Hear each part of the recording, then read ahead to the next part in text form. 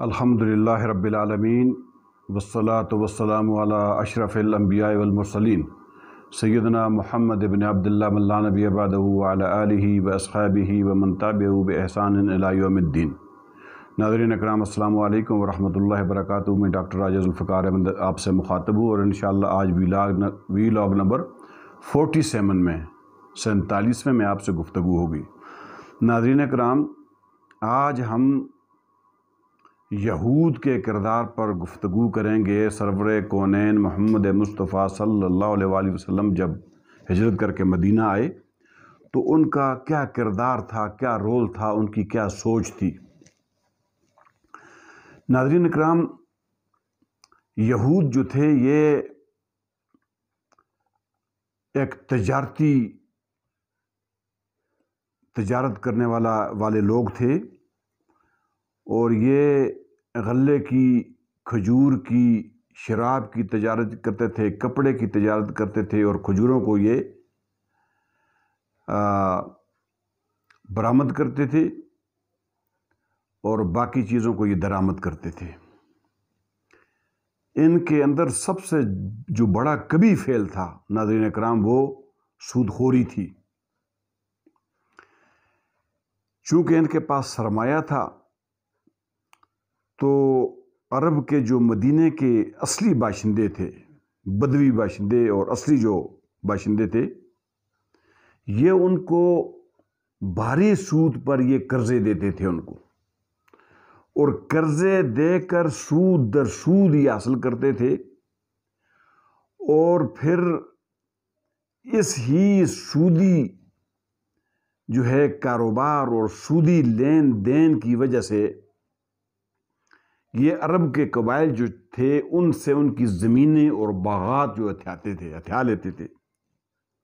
ان کو اپنے قبضے میں کر لیتے تھے، اور ان کو ان سے اس سود کے بدلے میں لے لیتے تھے۔ ادھر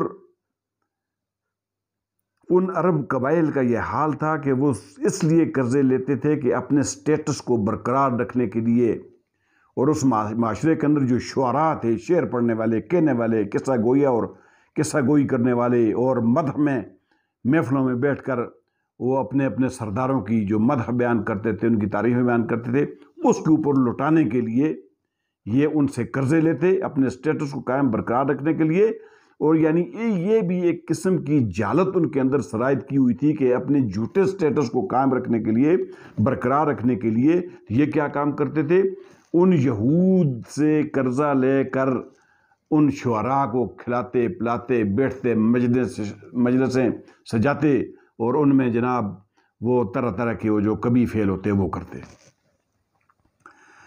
ناظرین اکرام، ان سے اصل مسئلہ جو تھا سرور کونین کو ان سے تھا، کیونکہ پہلے دن سے جب سرور کونین کی جو مدینہ تشریف لائے تو ان کی دشمنی جو تھی وہ اسی وقت ان کے دلوں میں عیاں کر گئی تھی، دلوں میں ان کے اجاگر تھی، اور اسی وقت انہوں نے اپنے دل کے اندر قدورتیں اور انہوں نے دشمنیاں رکھی ہوئی تھی۔ ناظرین کرام، ایک وجہ اس کی خاص یہ بھی تھی کہ ان کے اندر جو تھا عبداللہ بن ابی ابن سلول، اس کو رئیس المنافقین کہتے ہیں۔ ناظرین اکرام، میں آپ کو یہ بتاتا چلوں کہ جنگ بعاث کے بعد، جنگ بعاث یہ سرور کونین کی مدینہ ہجرت سے پہلے ہوئی تھی۔ جنگ بعاث کے بعد یہود کے قبائل نے جو آپس میں پہلے دشمنیاں، ایک دوسرے کی دشمنیاں تھیں، تو ان نے اپنے قبائل میں سب نے مشترکہ طور پر اس شخص کی تاج پوشی کرنا چاہیے، بلکہ تاج اختیار کیا جا رہا تھا جو اس کو پہنانے کے لیے تیار ہو رہا تھا، اور اس کو پہنانا تھا، اور اس کی مدینے کے اندر اس کی بادشاہت کا اعلان کرنا تھا۔ ابھی یہ ان کے اندر تیاریاں ہی ہو رہی تھیں کہ سرور کونین محمد مصطفیٰ صلی اللہ علیہ وسلم آب و تاب کے ساتھ اور ہدایت و رشد کے ساتھ ان کا سورج جو ہے وہ طلوع ہو جاتا ہے۔ جب سرور کونین ہجرت کر کے مدینہ تشریف لے آتے ہیں تو جتنے بھی لوگ پہلے مائل تھے عبداللہ بن ابی بن سلول کی طرف اس کی تاج پوشی کرنے کے لیے اور اس کو بادشاہ کا بنانے کے لیے، اور اس کے ساتھ جو ان کے لوگ تھے سردار ملے ہوئے تھے کہ یہ بادشاہ بنے گے، ہم ساتھ وزیر بنیں گے، مشیر بنیں گے، وہ بھی اس کے ساتھ ملے ہوئے تھے. لیکن سرور کونین کے جانے کے بعد یک مشت لوگوں کا رجحان جو ہے وہ ڈائیورٹ ہو گیا، وہ تبدیل ہو کے سرور کونین کی طرف چلا گیا. تو اس عبداللہ ابن ابی ابن سلول نے اس بات کو، چونکہ اس کے اوپر کاری ضرب لگ گئی، کاری ضرب اس لیے لگی کہ اس یہ جان گیا کہ میری بادشاہت کو روکنے والا، میری بادشاہت کو ناکام بنانے والا، اور میری بادشاہت کے اندر سب سے بڑی جو رکاوٹ ہے وہ یہی ان کی جو مدینہ کی طرف ہجرت سرور کونین کی تھی، یہ سب سے بڑی رکاوٹ ہے. تو وہ یہ سمجھتا تھا، اور اس لیے اس نے دل کے اندر جو ہے وہ کدورتے اور دشمنی اس نے اندر رکھ لی. ناظرین کرام، بعد میں اس نے اسی کو رئیس المنافقین اس لیے کہتے ہیں کہ اس نے بعد میں ظاہری طور پر اسلام کا اعلان بھی کر دیا جب اس نے سمجھا، خاص طور پر جب جنگ بدر کا واقعہ ہوا اور اس نے سمجھا کہ بھائی اب مجھے معاشی طور پر نقصان ہو رہا ہے اگر میں سامنے آ کر میں ان کی مسلمانوں کی مخالفت کرتا ہوں یا میں ان کی جو ہے وہ طرف مائل نہیں ہوتا تو مجھے معاشی طور پر نقصان ہوگا. تو لہٰذا اس نے ظاہری طور پر جو ہے وہ اسلام قبول کر لیا، لیکن اندر سے یہ منافقین والی چالیں چلتا اور مسلمانوں کے خلاف کام کرتا، اور اس نے اپنا یہ روش قائم رکھی. یہ سب سے پہلی جو تھی یہ چیز جو ہے یہودیوں کے اندر جو ان کی عیاں ہو گئی سرور کونین کے ساتھ دشمنی. ناظرین کرام، ام المومنین حضرت صفیہ بنت حی بن اخطب رضی اللہ تعالی عنہ کی روایت ہے، وہ خود اس قصے کو بیان کرتی ہیں کہ جب سرور کونین صلی اللہ علیہ وسلم ہجرت کر کے مدینہ کے اندر تشریف لائے اور قباء کے اندر، تو کہتے ہیں کہ میرے والد حی ابن اخطب اور میرے چچا ابو یاسر یہ سرور کونین سے ملاقات کرنے کے لیے گئے. ناظرین اس بات کو واقعے کو غور سے سننا ہے. یہ کون واقعہ بیان کر رہی ہیں؟ ام المومنین حضرت صفیہ رضی اللہ تعالی عنہ. تو وہ جب ملاقات کر کے جب شام کو واپس لوٹتے ہیں تو ام المومنین کہتی ہیں کہ جب جانے کا ان کا انداز اور تھا اور واپس آنے کا جب انداز اور تھا. جب واپس آئے تو یہ تھکے ہارے تھے، اور میرے چچا اور میرے والد جو ہے میری باقی اولادوں میں تمام مجھ سے سب سے زیادہ محبت کرتے تھے، پیار کرتے تھے، میری ایک نمایاں حیثیت تھی. لیکن جب یہ شام کو واپس آئے تھکے ہارے، اور جب میں نے ان کی طرف لپک کر دوڑ کر گئی ملنے کے لیے تو میری طرف انہوں نے بالکل توجہ نہیں کی، ان کے دلوں پر افسردگی چھائی ہوئی تھی، اور یہ میری طرف انہوں نے کچھ مائل بھی نہ ہوئے اور نہ مجھے کچھ انہوں نے میرے اس کا جواب دیا. تو ام المومنین رضی اللہ تعالی عنہ فرماتی ہیں کہ میں نے اپنے کانوں سے سنا کہ میرے والد نے میرے چچا نے میرے والد سے سوال کیا. کس کے بارے میں؟ سرور کونین کے بارے میں. جب وہاں سے واپس آئے تو پوچھا ان سے کیا یہ وہی ہے؟ یعنی میرا چچا میرے والد صاحب سے سوال کر رہے ہیں کہ کیا یہ یعنی سرور کونین محمد مصطفیٰ، کیونکہ ان کی کتابوں میں تھا کہ ایک نبی آئے گا، نبی آنے والا ہے، نبی آئے گا. تو وہ ان سے پوچھتے ہیں کہ کیا یہ وہی ہے؟ تو حی ابن اخطب کہتے ہیں خدا کی قسم یہ وہی ہے، یہ وہی ہے. ناظرین کرام غور کریں. تو پھر وہ میرے چچا ان سے سوال کرتے ہیں کہ کیا آپ نے ٹھیک پہچانا ہے ان کو؟ ٹھیک پہچانا ہے آپ نے کہ یہ وہی ہیں؟ تو میرے والد جواب دیتے ہیں کہ ہاں بالکل ٹھیک پہچانا ہے، یہ وہی ہیں، یعنی نبی سرور کونین محمد مصطفیٰ صلی اللہ علیہ وسلم اللہ کے مبعوث کیے ہوئے نبی ہیں، بالکل وہی ہیں. تو پھر میرے چچا نے سوال کیا تو پھر اب کیا ارادہ ہے تمہارا ان کے بارے میں؟ تو حضرت صفیہ رضی اللہ تعالی عنہ کہتی ہیں کہ میرے والد کہتے ہیں میرے چچا کو کہ عداوت، دشمنی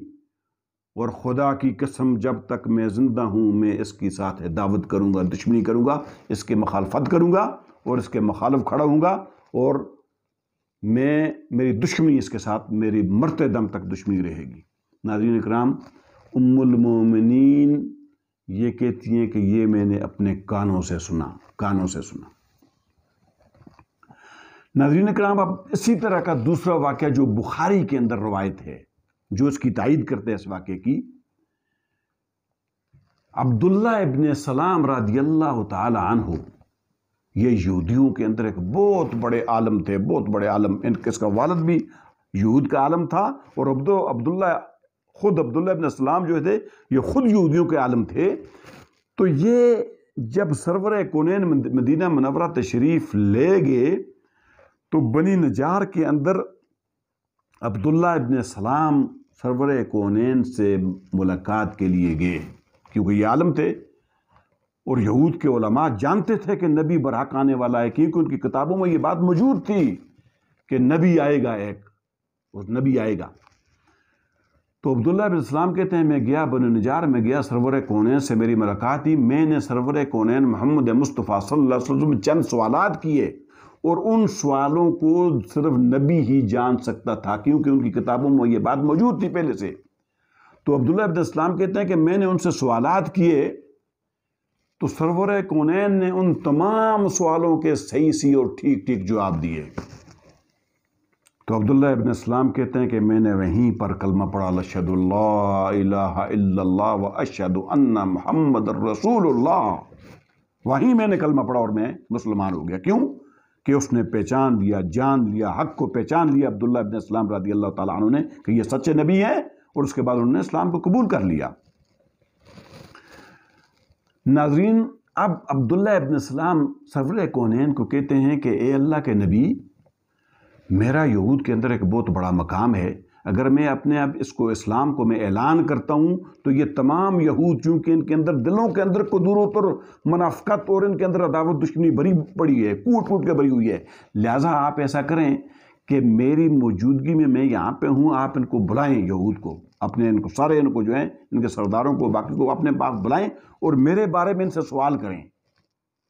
چنانچہ سرور کونین محمد مصطفیٰ صلی اللہ علیہ وسلم نے یہود کو اپنے پاس بلایا،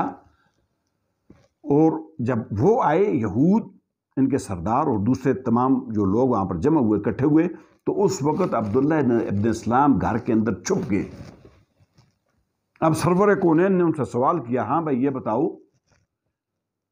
کہ تمہارے اندر جو ایک آدمی ہے عبداللہ ابن سلام، تم اس کے بارے میں کیا کہتے ہو؟ کیسا بندہ ہے وہ، کیسا ہے؟ تمام یہود کہنے لگے، مل کے کہنے کہ خدا کی قسم وہ ہمارا عالم ہے اور عالم کا بیٹا ہے، وہ ہمارا شریف النفس انسان ہے اور شریف النفس انسان کا بیٹا ہے، وہ ہم میں سب سے عزت اور شرف والا ہے اور عزت اور شرف والے باپ کا بیٹا ہے۔ یعنی ان کی تعریف کرنے لگے۔ اب سرور کونین نے فرمایا، جب دیکھا کہ تمام ان کی تعریف کر رہے عبداللہ ابن اسلام کی، تو سرور کونین نے کہا کہ اچھا اگر یہ بات ہے تو تمہارا یہ آدمی جس کی تم تعریفیں کر رہے ہو، اگر وہ مسلمان ہو جائے، اسلام قبول کر لے، تو پھر یک زبان ہو کر سب یہود نے کہا کہ اللہ کرے وہ ایسا نہ ہو وہ کہ وہ مسلمان ہو جائے۔ ناظرین اکرام، جب یہود نے ان کو یہ بات کہی سرور کونین کو کہ اللہ نہ کرے کہ وہ ایسا ہو، وہ اسلام قبول کر لے، جب یہ بات سنی تو عبداللہ ابن اسلام اندر سے آئے، یہود بیٹھے ہوئے تھے، ان کے سامنے کہا کہ اشہد اللہ الہ الا اللہ و اشہد ان محمد رسول اللہ، میں گواہی دیتا ہوں کہ اللہ کے سوا کوئی معبود نہیں ہے، کوئی عبادت کے لائق نہیں ہے، اور محمد مصطفیٰ صلی اللہ علیہ وآلہ وسلم اللہ کے رسول ہیں۔ وہاں پر اب ناظرین اکرام، وہی مجمع جو پہلے ان کی تعریفوں کے پل باندھ رہا تھا، وہی مجمع یہود کا جو پہلے تعریفیں کر رہا تھا وہ کہ وہ عالم کے بیٹے کا عالم کا بیٹا ہے اور اس کا باپ بھی عالم ہے، شریف النفس ہے، شریف اس کا باپ بھی شریف النفس ہے، تمام تاریخیں بیان کی جا رہی تھیں۔ جب اس نے عبداللہ ابن اسلام نے کلمہ پڑھا اشہد اللہ الہ الا اللہ لا الہ الا اللہ محمد رسول اللہ پڑھا تو کہنے لگے شرنا و ابن شرنا، ہم میں سے بدترین آدمی ہے یہ اور یہ بہترین باپ کا بیٹا ہے یہ۔ ناظرین سوچیں، دیکھیں کہ ابھی یہ تھوڑی دیر پہلے ان کی تعریفیں بیان کر رہے ہیں اور ایسی ایسی تعریفیں کر رہے ہیں کہ جس کی کوئی مثال ہی نہیں ہے۔ جب انہوں نے کلمہ پڑھا، اللہ اور اس کے رسول پر ایمان لے آئے تو کہنے لگے کہ شرنا و ابن شرنا، بدترین آدمی ہم میں عبداللہ ابن السلام ہے اور اس کا باپ بھی جو ہے سب سے بدترین آدمی ہے ہم۔ ناظرین کرام، یہ وہ واقعہ تھا اور یہ پہلا تجربہ تھا سرور کونین کا۔ یہ جو عبداللہ بن السلام والا واقعہ ہے، یہ اسی دن جس وقت بنو نجار کے اندر سرور کونین پہنچے تھے اسی دن یہ واقعہ پیش آیا تھا۔ تو یہ پہلا تجربہ تھا یہود کے ساتھ، اللہ کے نبی کا پہلا تجربہ تھا کہ انہوں نے دیکھ لیا کہ یہ تو ان کے دلوں میں قدورتیں اور دشمنی یہ تو اندر کوٹ کوٹ کے بھری ہوئی ہے، ان کو پہچان لیا۔ ناظرین کرام، اس چیز سے ہمیں ایک سبق ملتا ہے کہ جس طرح سرور کونین نے کہا وَمَن يَهْدِهِ اللَّهُ فَلَا مُضِلَّ لَهُ وَمَن يُضْلِلْهُ فَلَا هَادِيَ لَهُ، جس کو میرا رب ہدایت دے دے اس کو کوئی گمراہ نہیں کر سکتا اور جس کو میرا رب گمراہ کر دے اس کو کوئی ہدایت نہیں دے سکتا۔ تو ناظرین کرام، کیا ہوا؟ آپ دیکھیں کہ وہ ام المومنین کے والد اور چچا آئے، سب کچھ سنا، باتیں سنی اور ان کی دشمنی پر تل گئے، اسلام قبول نہیں کیا۔ اور جس کو رب نے ہدایت دی، پہلی دفعہ آیا، پہلی دفعہ ملاقات ہوئی، اسی وقت باتیں سنی، سوال کیے، جواب سنے، اسی وقت اسلام قبول کیا اور یہود کے سامنے انہوں نے اس بات کا اقرار کیا کہ اللہ کے علاوہ کوئی معبود نہیں ہے برحق اور محمد مصطفیٰ صلی اللہ علیہ وسلم اللہ کے رسول آخری نبی ہیں، وہاں پر اقرار کیا۔ تو ناظرین اکرام، اسی لیے اللہ کا قرآن کہتا ہے کہ انک لا تہدی من احببت ولکن اللہ یہدی من یشاء، اے نبی تو اپنی پسند سے جس کو چاہے تو ہدایت نہیں دے سکتا۔ انک لا تہدی لمن احببت ولکن اللہ یہدی من یشاء ولکن اللہ یہدی لمن یشاء، اے میرے نبی جو تو جس کو پسند کرے، اپنی پسند کرے، اس کو تو ہدایت نہیں دے سکتا مگر جس کو رب چاہتا ہے اس کو ہدایت دیتا ہے۔ اسی طرح یہ واقعہ ان کے چچا کا، انہوں نے کتنی ان کی خدمت کی، ان کے ساتھ کھڑے رہے سرور کونین کے مکہ کے اندر، مگر کیا ہوا کہ انہوں نے اسلام قبول نہیں کیا، حتیٰ کہ ابو طالب دنیا سے جا رہے ہیں، رخصت ہو رہے ہیں، تو سرور کونین نے کہا کہ میرے کان میں آپ کلمہ پڑھ لیں تاکہ میں آپ کو قیامت والے دن میں گواہی دے دوں اور تاکہ آپ جنت میں چلے جائیں۔ لیکن انہوں نے کہا نہیں، مجھے پتہ ہے تیرا دین سچا ہے، تو سچا نبی ہے، لیکن میری قوم کی ملامت نہ ہوتی تو میں لبیک کہتا، میں دین کو قبول کرتا، لیکن جائے میرے بتیجے، مجھے جہنم کی آگ منظور ہے لیکن تیرا دین قبول نہیں ہے۔ ناظرین اکرام، تو کیا ہوا؟ وَمَن يَهْدِهِ اللَّهُ فَلَا مُضِلَّ لَهُ وَمَن يُضْلِلْهُ فَلَا هَادِيَ لَهُ، جس کو رب ہدایت دے کوئی گمراہ نہیں کر سکتا اور جس کو رب گمراہ کرے اس کو کوئی ہدایت نہیں دے سکتا۔ ناظرین اکرام، آج اس پہ رکتے ہیں، گفتگو کا سلسلہ انشاءاللہ اگلے ولاگ میں جاری رہے گا۔ آج اسی پہ اکتفا کرتے ہیں تاکہ ویڈیو طویل لبین ہو جائے۔ وآخر دعوانا ان الحمدللہ رب العالمین، والسلام علیکم ورحمۃ اللہ وبرکاتہ۔